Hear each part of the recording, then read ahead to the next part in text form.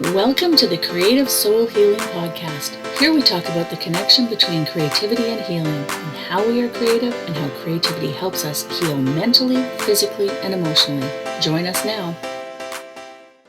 Hi, everyone. I'm Larissa Russell of Creative You Healing, and welcome to the Creative Soul Healing Podcast.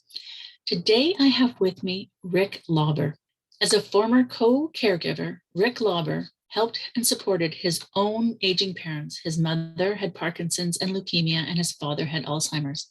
Rick learned that caregiving is challenging and used writing to personally cope and heal. His stories became two books, Caregiver's Guide for Canadians and The Successful Caregiver's Guide. Rick lives in Edmonton, Alberta, and continues to actively freelance write about caregiving and caregiving issues for newspapers, magazines, and online markets. So welcome, Rick. Thank you very much. It's good to be here. I'm glad to have you. So can you share with everyone a little bit of your story and the path that's brought you here? Certainly. No place to start like the beginning, right? I'm one of three children, the only son in the family. I have two sisters. Mom and dad taught at the University of Alberta for their entire careers. I've gone through several moves in my time, several career changes. I've been a radio broadcaster. I've worked as a bartender. I've done some marketing. Finally some freelance writing. I think my most rewarding career probably over the course of the years was actually as my parents' caregiver, co-caregiver, when I helped and supported them as they aged. Mom had Parkinson's and leukemia, dad had Alzheimer's disease. And actually it was during those co-caregiving years that I learned about healing through creativity.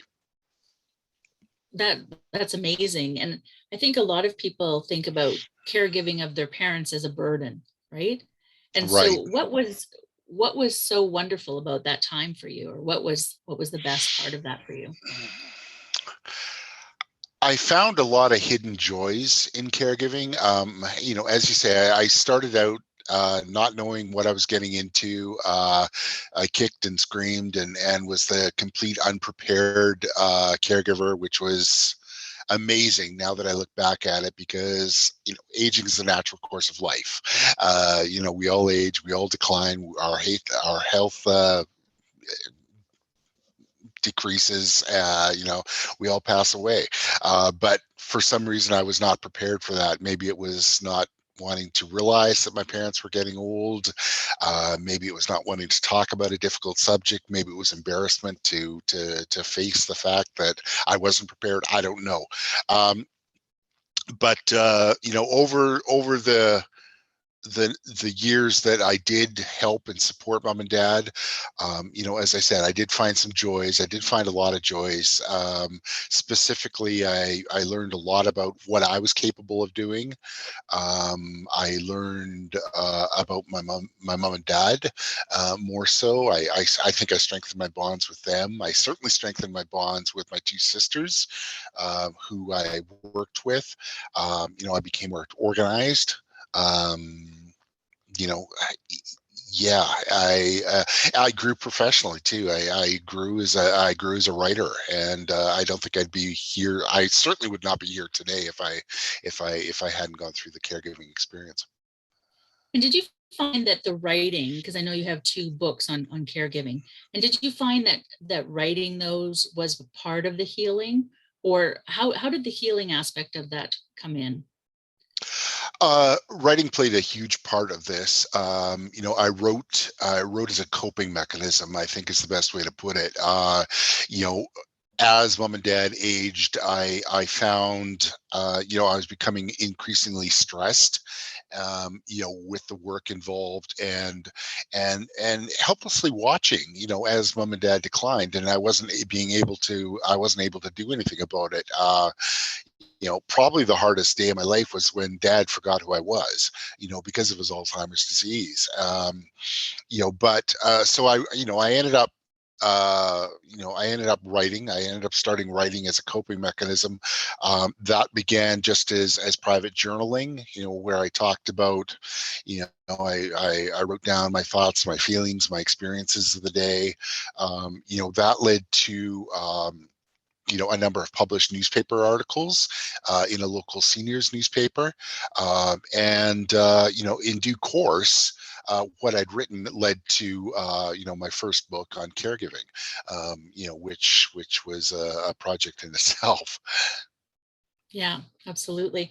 And when you were, going through all of that with your parents, and did you did you understand how much you were getting out of it at that time, or was it when you stepped back later that you realized? Uh, when I stepped back later, it was probably sometime after they both passed away that I could look back and see the experience being more positive than negative.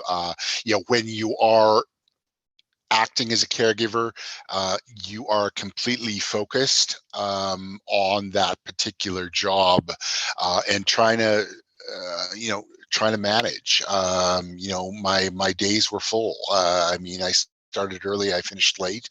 I was kept running, and with balancing my own life, my own career at the time, mom and dad's needs. So there were long days, and there was no time for myself, and no time to think. So, it wasn't till after the fact when I did actually have that chance to think and realize that, yeah, this was a good experience. Yeah, I think that's a really important thing for people who are going through something to understand, that we don't always see the positives when we're in the middle of it. And it might be Hmm. until we can, have that time to step away from it. And so I think that's a really important thing for us to remember when we're going through something, is that, you know, this isn't all of it, right? There's more to it than what we're experiencing in this moment of frustration, or this moment of anger, or, exhaustion, whatever it is. That remembering that you're spending time with your parents, you're spending time learning about them in ways you didn't know. And then what came from that is your writing, and then where you went with that. So can you tell us a little bit about your books? Certainly. My first book is Caregiver's Guide for Canadians. That that was published by Self Counsel Press, a publisher out of North Vancouver. Basically, that goes through, that includes my story, a portion of my story about caregiving, which I shared. I knew that was going to be important to tell readers that I've been there, I've done that, I can talk about caregiving. From there, I proceeded to discuss a number of probably more general caregiving issues, as they came up for me. Things like dealing with family dynamics, moving a parent, choosing a long-term care center, looking after yourself, dealing with the paperwork, the wills, the trusteeship, orders, that type of thing. And then, finally, I concluded that book with a chapter on website resources where caregivers can find help at various levels, locally, provincially, and federally, nationally rather. That's the Caregiver's Guide for Canadians. My sister book is the Successful Caregiver's Guide, which is a similar book, but it's for the American market. I talk, as I said, I talk about some similar issues. The difference there was between Medicaid and Medicare, and our provincial healthcare system, which are vastly different. But much of it is similar. I mean, the issues are the same no matter where you are across where you live, and really whatever condition you're dealing with too. Yeah, it's so true. We have so many people now that are going into what we call this sandwich generation, right? So they still have kids at home, and they're now taking care of aging parents.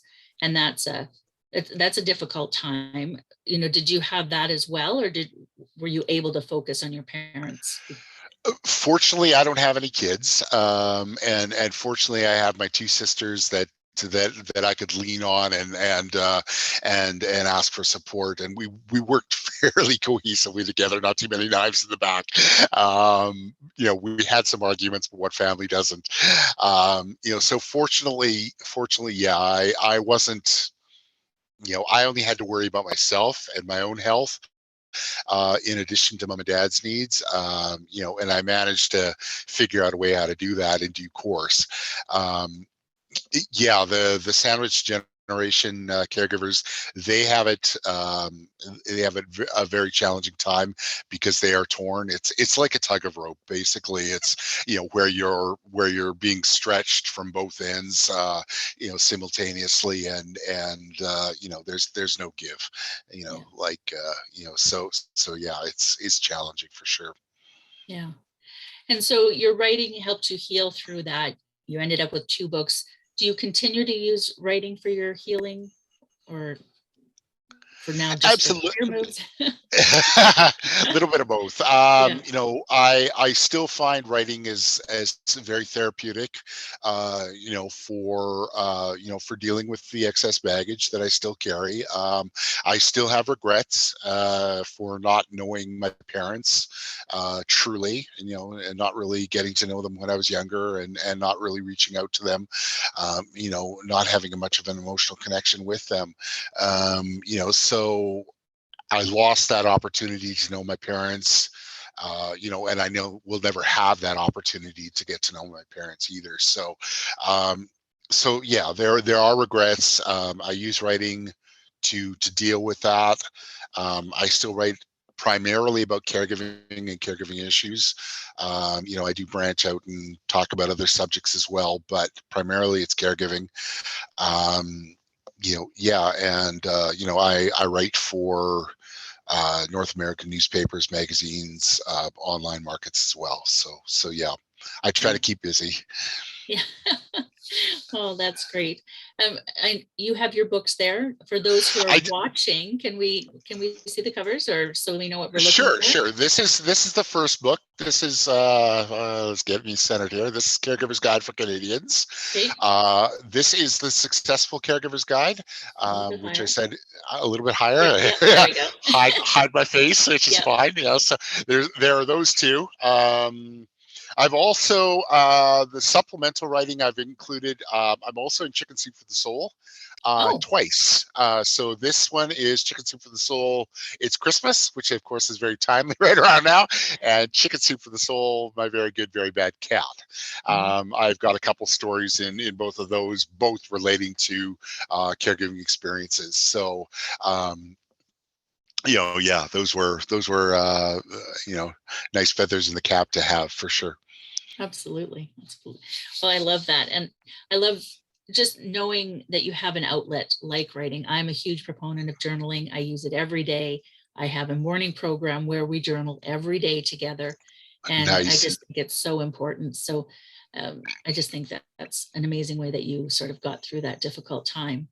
And is there anything else that you'd like to add that we maybe haven't discussed today? Wow.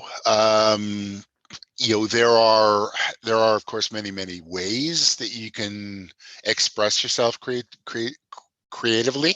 I chose writing, but a person can paint, a person can draw, practice photography, cook, even build, do pottery, etc., etc. um, I think it's important for a person, pursuing that creative outlet is to choose something that he or she is most comfortable with and he or she has the most interest in it, and that way it'll be the most effective. I think also it would probably be important not to delay. I think I'm a little bit of a I know I'm a late bloomer when it comes to writing. I didn't really choose that career path until, much later in life. I'm now trying to catch up for last time. So yeah, if you do find you have a creative soul, or an urge to write, or an urge to create, by all means follow that urge. Don't delay, and create and enjoy what you create as well. Yeah, I think that's so important. I say creativity is in everything, but yeah, finding something that feeds your passions, that's so Absolutely. important. Yeah. So Definitely. well, I want to thank you again so much for being here today. My pleasure. It was an absolute joy. Okay. So to our listeners, we will see you again next time. And in the meantime, I wish for you amazingly creative days. Thank you for listening. If you found our podcast of interest, we'd love for you to leave a review wherever you listen in.